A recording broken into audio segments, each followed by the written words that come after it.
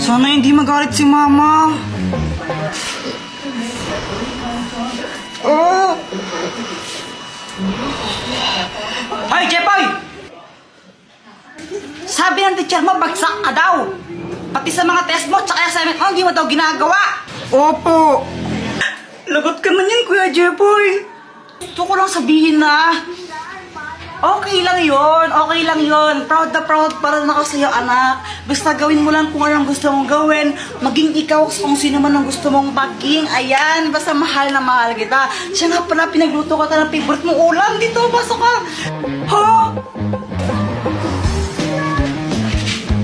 Wala na naman akong load. Ano ba yan? Sana maka-port man lang ako ng pera para may pang-load ako.